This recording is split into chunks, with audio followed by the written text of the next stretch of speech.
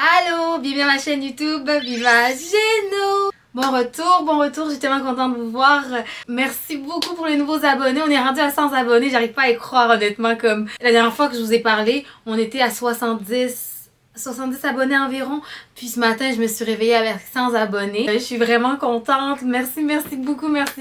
Puis j'ai vraiment eu beaucoup de mots de soutien dans ma dernière vidéo. J'ai fait mon premier Girl Talk. Puis j'ai tellement eu de mots, beaucoup de mots de soutien. Je suis tellement reconnaissante. J'étais tellement stressée de faire cette vidéo-là. Puis le nombre de personnes qui m'ont écrit. Je pense aussi que cette vidéo m'a amené beaucoup d'abonnés, de nouveaux abonnés. Donc je voudrais juste vous remercier du soutien. Vraiment, je pensais jamais arriver à 100 abonnés aussi vite. Donc merci vraiment beaucoup. Puis pour les nouveaux abonnés, n'oubliez pas de vous abonner. Puis mais je suis vraiment reconnaissante, je prends pas ça pour acquis. Donc merci beaucoup. Donc on va passer au sujet d'aujourd'hui. Comme le titre le dit aujourd'hui, je vais vous parler des différents types de jeûnes intermittents. Ma page en premier, je l'ai créée pour parler beaucoup de fitness. Je veux aider les gens à perdre du poids et à atteindre leur objectif de perdre de poids. Je veux que les gens en fait soient en bonne santé. En fait, à avoir leur corps de rêve. Il y a plusieurs façons de perdre du poids, plusieurs façons de trouver la santé. Mais moi, je pense que le jeûne intermittent, c'est vraiment la solution en tant que telle. Il y a tellement de moyens de le faire, il y a tellement de façons de le faire. C'est ça que je vais parler aujourd'hui, justement. Je vais parler des différents types de jeûne intermittent qu'on peut faire pour atteindre son objectif de perdre de poids. Je vais commencer par vous parler comment fonctionne le jeûne intermittent. Normalement, on jeûne pendant une période de 8 heures. Normalement, cette période de 8 heures, c'est la période où on dort. Donc, ça se fait automatiquement. On s'en rend même pas compte. On se réveille le matin, on commence à déjeuner automatiquement. Après cette période de 8 heures où on a jeûné, on n'a pas mangé, c'est à peu près ce moment-là aussi que le corps termine d'absorber les derniers nutriments qu'on a pris du dernier repas qu'on a pris. Ça prend environ 8 heures pour absorber tous ces nutriments-là. Donc, on dort de toute façon, mais on n'a pas sensation de faim pendant ces 8 heures-là. Le moment où on se réveille, c'est là qu'on commence à sentir la faim parce que les 8 heures ont passé, puis on a fini d'absorber les derniers nutriments. Si on dépasse 8 heures sans manger, disons qu'on se réveille, on vient de dormir 8 heures, on se réveille, on mange rien, à partir de ce moment-là, le corps se retrouve avec aucune calorie à utiliser. Il n'y a plus de calories. La nourriture que vous avez mangée a déjà été absorbée, la nourriture du dernier repas a déjà été absorbée, donc il ne reste plus de calories. Donc le corps va prendre vos réserves de glucose. En termes plus simples, le glucose, c'est le sucre. En gros, le corps va prendre vos réserves de glucose, vos réserves de sucre, et les utiliser comme source d'énergie. Les réserves de glucose se retrouvent principalement au niveau du foie et au niveau des muscles. Ça est entreposé dans les muscles et dans le foie. Cette réserve-là va être utilisée pour les prochaines heures. Mais si vous prolongez votre jeûne intermittent encore plus longtemps, le corps va utiliser ces réserves-là puis va les épuiser. Donc, il va devoir passer à la prochaine source d'énergie. La prochaine source d'énergie, la plupart du temps, c'est quoi? C'est le gras. Et c'est là que le jeûne intermittent embarque. Quand je dis que le jeûne intermittent embarque, en fait, ce que je veux dire, c'est que le corps a plus d'énergie. Il n'y a plus de source d'énergie. Il a utilisé les derniers nutriments du dernier repas que vous avez pris hier. Il a pris les réserves de glucose, de réserves de sucre au niveau du foie et du muscle. Donc, la dernière source qui lui reste, c'est vraiment le gras que vous stockez un peu partout dans votre corps. C'est pour ça que le jeûne intermittent fonctionne. On veut jeûner assez longtemps, on peut passer beaucoup de temps sans manger pour obliger le corps en fait à aller prendre ce gras-là et l'utiliser comme source d'énergie, comme calorie pour survivre en attendant jusqu'au moment que vous prenez votre prochain repas en tant que tel. C'est pour ça que le jeûne marche en fait. Fait que pendant la période où vous allez jeûner, disons à la place de jeûner pendant 8 heures, vous allez jeûner pendant 16 heures. Le 16 heures, votre corps va utiliser votre gras, votre stock de gras au niveau du ventre, des cuisses, des fesses, un peu partout. Puis il va l'utiliser pour que vous survivez en fait, pour respirer, pour marcher. Des petits trucs simples de la vie en fait. Jusqu'à ce que vous mangez votre prochain repas. Et c'est pour ça que vous perdez du poids en fait, parce que votre corps va utiliser ce gras-là, que vous avez stocké, le surplus de poids que vous avez eu en fait, le surplus de gras que vous avez pris. Le corps va l'utiliser comme source d'énergie, source de calories pour faire fonctionner votre corps jusqu'au prochain repas. Ensuite, le principe du jeûne intermittent, le deuxième principe du jeûne intermittent, c'est que vous ne mangez pas pendant certaines heures, mais aussi votre période pour manger se raccourcit. Donc, il y a plusieurs types que je vais vous parler tantôt, mais dans chaque type, la période pour manger elle est plus courte que lorsque vous mangez vos 3 repas par jour.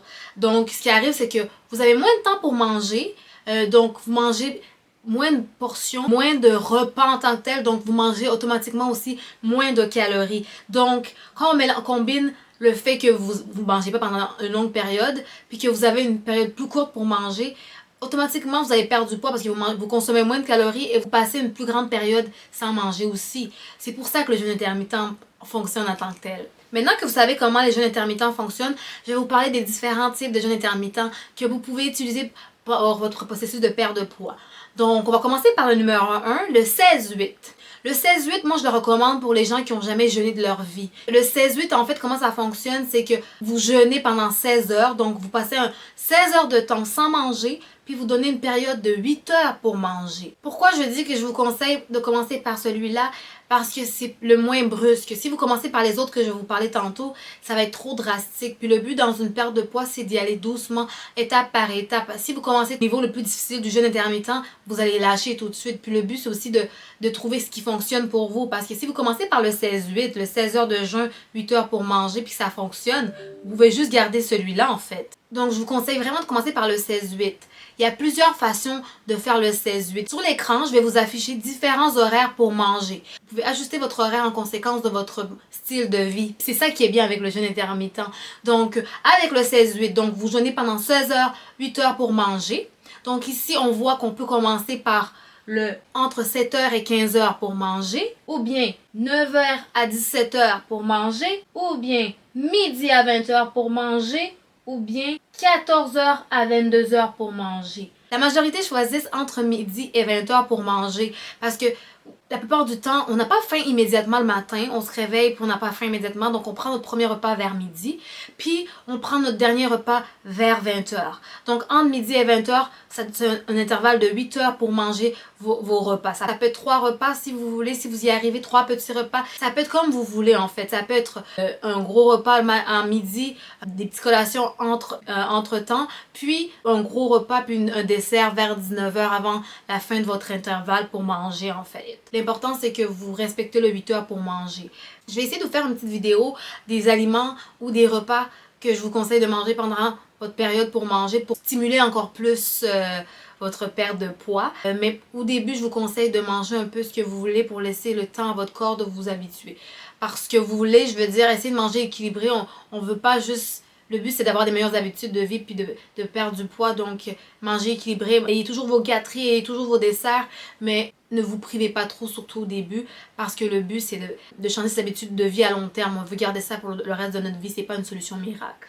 Si les périodes que je vous ai montrées tantôt, si les périodes pour manger que je vous ai montrées tantôt ne fonctionnent pas, vous pouvez choisir une autre période. Vous pouvez choisir entre 13 heures et 21 heures. Vous pouvez choisir entre 14 heures et 22 heures. C'est comme vous voulez, vous l'ajustez. L'important, c'est que vous mangez pendant une période de 8 heures, puis vous ne mangez pas pendant une période de 16 heures. Donc, une période de 16 heures où on jeûne, une période de 8 heures pour manger. L'important, c'est que vous respectez ces règles-là. 16 heures sans manger, 8 heures pour manger. L'idéal, c'est de garder environ la même période à chaque jour. C'est comme moi, disons que je mangerai de midi à 20 heures. Chaque jour, je vais essayer de manger entre midi et 20 heures. Mais s'il y a une journée que je sais que je vais avoir un souper avec mes amis qui va être plus tard, puis que ça va dépasser mon 20 heures, de midi à 20 heures, je vais commencer peut-être manger à 14 heures, puis finir à 22 heures, je vais terminer de manger. On peut ajuster en conséquence des événements qui se passent dans notre vie. L'important, c'est de garder à peu près les mêmes heures chaque jour. Le prochain type de jeûne intermittent, c'est le 18-6. C'est le même principe que le 16-8. Mais à la place de jeûner pendant une période de 16 heures, on va jeûner pendant une période de 18 heures, puis une période de 6 heures pour manger. Puis ce qui est bien avec celui-là, c'est que des fois, c'est ces 2 petites heures de plus qu'on rajoute, ça fait une différence sur la perte de poids. Parce qu'il y a du monde qui peuvent essayer le 16-8 que je vous ai parlé plus tôt, puis que ça fonctionne pas. Puis aller faire à la place le 18-6, puis les 2 heures de plus pour jeûner, en fait, les 2 heures de plus qu'on passe sans manger peuvent faire la différence sur la perte de poids.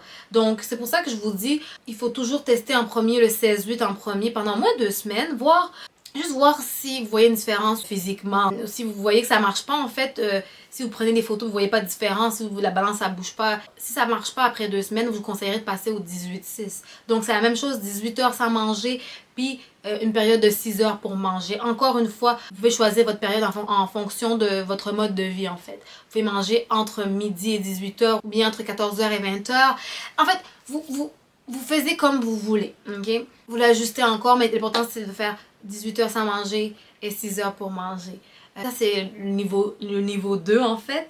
On va passer au niveau 3 maintenant. Le niveau 3, c'est le jeûne intermittent qu'on appelle Warrior. Oh mon dieu, moi puis mon anglais. En fait, en français, c'est le jeûne de soldat. C'est le même principe que les deux autres, mais c'est plus long, dans le sens que tu passes 20 heures sans manger, puis 4 heures. T'as 4 heures pour manger. C'est un plus dur, c'est un niveau 3, c'est plus dur.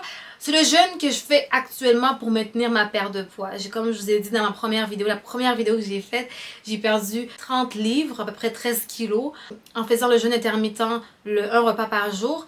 Puis maintenant que j'ai atteint mon poids, je fais le 24. 20 heures sans manger et 4 heures pour manger mes repas. Le principe est aussi simple que les autres. 4 heures pour manger. Avec les 4 heures pour manger, ce qui arrive, c'est que tu vas encore diminuer encore plus tes calories dans le sens que tu as juste 4 heures pour manger tes repas.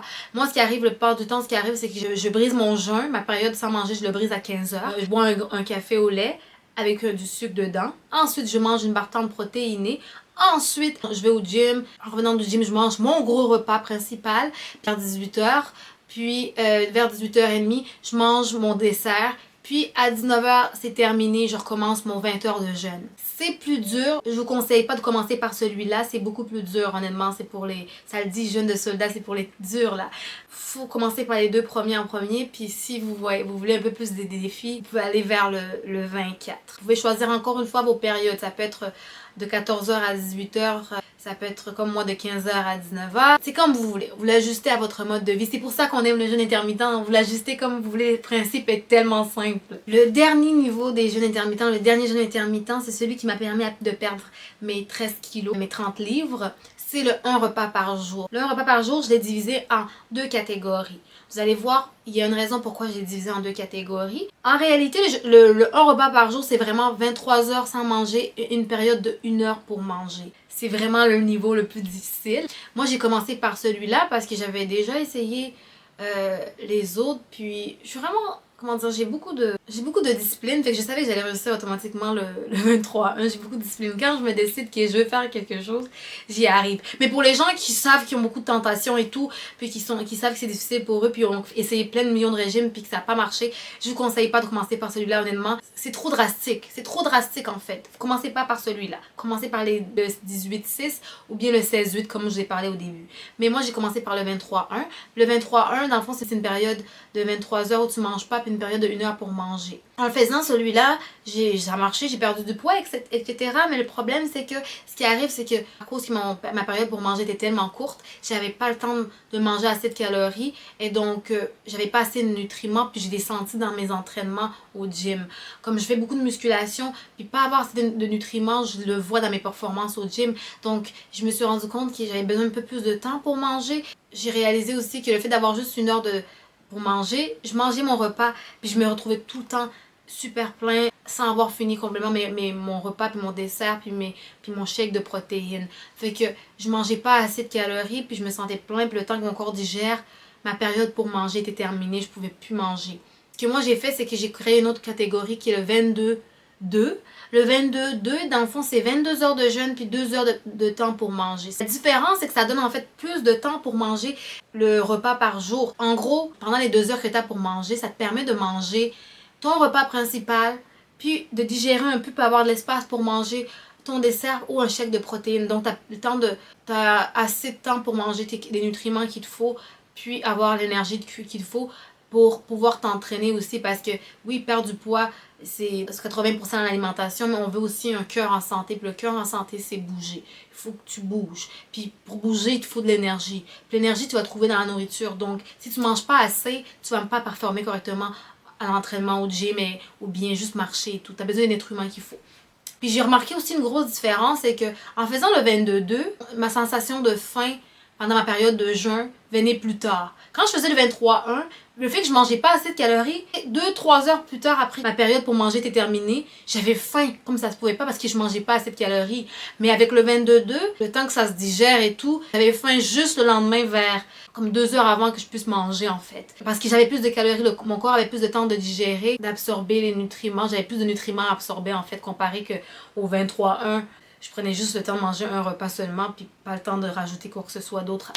C'est les types de jeûne intermittent que vous pouvez faire pour perdre du poids. Donc j'espère que vous allez pouvoir trouver celui qui vous va le mieux en fait, qui fonctionne mieux avec votre emploi du temps. Puis c'est ça qui est bien avec le jeûne intermittent, tu peux adapter à tes journées, à tes événements. Si tu as un party à aller, tu peux prolonger ton jeûne puis élargir ta période pour manger. Ça fonctionne, ça fonctionne. Faut prendre des photos parce que ça se peut que ta balance ne bouge pas beaucoup au début. Si tu t'entraînes, tes muscles pèsent plus lourd que ton gras, donc ça se peut que tu vois rien à la balance. Donc prenez des photos, des vidéos s'il faut. Puis regardez vos vêtements s'ils sont plus lourds. Fiez-vous plus sur ça que votre balance. Vraiment, prenez des photos en masse. En avant, en arrière, prenez toutes les photos possibles. Moi, j'ai pris tellement de photos, là. Ça fait une grosse différence. Vous allez voir la différence de perte de poids. Donc, c'est tout pour aujourd'hui. J'espère que je vous ai vraiment aidé à débuter votre processus de perte de poids en tant que tel. C'est pas que c'est dur au début, que c'est pas faisable. C'est pas que c'est dur, que c'est pas la bonne chose. Ça en vaut la peine, vous en valez la peine. Donc, faut pas oublier que c'est pas que c'est dur, que c'est pas faisable. Tout changement est dur au début. D'accord? Donc, on lâche pas. On veut un corps en santé, un esprit en santé. Il faut juste faire le premier petit pas. Donc, j'espère qu'on va se voir la prochaine fois, à la prochaine vidéo. N'oubliez pas de vous abonner. Puis merci encore pour les 100 abonnés. On se voit à la prochaine. Bye bye!